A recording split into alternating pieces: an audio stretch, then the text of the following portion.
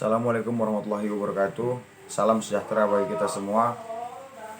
Perkenalkan, nama saya Armando Kurniasa Sitompul, mahasiswa FEB USU, Program Studi Ekonomi Pembangunan Stambuk 2016. Dalam rangka melaksanakan perkuliahan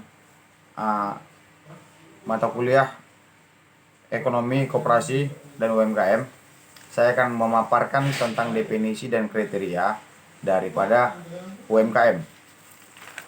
Dalam catatan saya, ada beberapa poin peraturan pemerintah yang sudah menjelaskan tentang UMKM itu sendiri.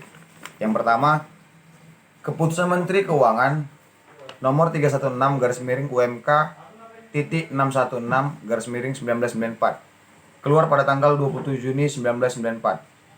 Usaha kecil adalah usaha perorangan dan atau badan usaha yang berkegiatan dengan penjualan atau omset setinggi-tingginya 600 juta per tahun atau aset setinggi-tingginya 600 juta per tahun di luar tanah dan bangunan yang ditempati.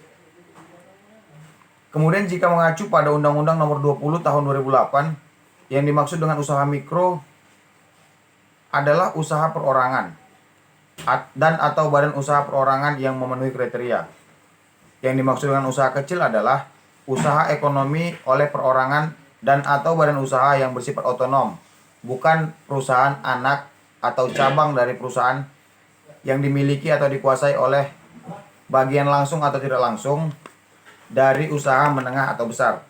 Kemudian usaha menengah adalah usaha ekonomi yang bersifat otonom oleh perorangan dan atau badan usaha, bukan perusahaan atau anak cabang yang dimiliki atau dikuasai oleh bagian langsung atau tidak langsung dari usaha kecil atau besar dengan jumlah kekayaan bersih dan hasil penjualan per tahun sesuai dengan peraturan undang-undang. Juga dalam catatan saya ada 8 poin peraturan undang-undang tentang UMKM di Indonesia. Yang pertama, Undang-Undang Nomor 9 Tahun 1995, yaitu tentang usaha kecil. Kemudian yang kedua ada Peraturan Pemerintah Nomor 44 Tahun 1997 tentang kemitraan. Yang ketiga ada Peraturan Pemerintah Nomor 32 Tahun 1998 tentang pembinaan dan pengembangan usaha kecil. Yang keempat, Instruksi Presiden Nomor 10 Tahun 1999 tentang pemberdayaan usaha menengah. Yang kelima, Keputusan Presiden Nomor 127 Tahun 2001 tentang bidang atau jenis usaha yang dicadangkan untuk usaha kecil dan bidang atau jenis usaha yang terbuka untuk usaha menengah atau besar dengan syarat kemitraan.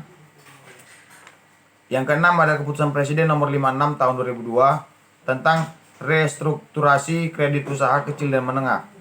Yang ketujuh, Peraturan Menteri Negara BUMN tentang program kemitraan. Yang ke-8 ada Undang-Undang Nomor 20 Tahun 2008 tentang usaha mikro, kecil, dan menengah. Nah, itu tadi ada beberapa poin regulasi pemerintah tentang UMKM. Kemudian dalam kegiatannya, kemudian ditetapkan regulasi pemerintah Kementerian Perindustrian, yaitu industri kecil dan menengah, nilai investasinya hanya sampai pada 5 miliar rupiah.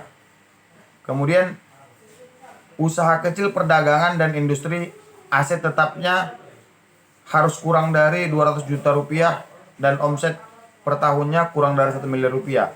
Ini menjelaskan tentang ambang batas daripada nilai investasi dan aset yang dimiliki oleh industri kecil dan menengah tadi.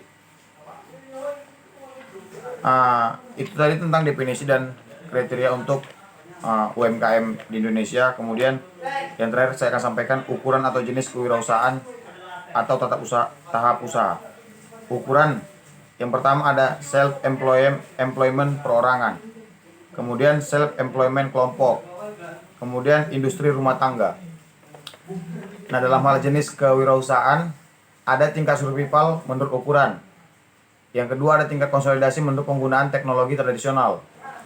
Kemudian yang ketiga ada tingkat akumulasi menurut penggunaan teknologi modern. Saya kira itu yang akan saya sampaikan dalam catatan saya. Sampai jumpa. Wassalamualaikum warahmatullahi wabarakatuh.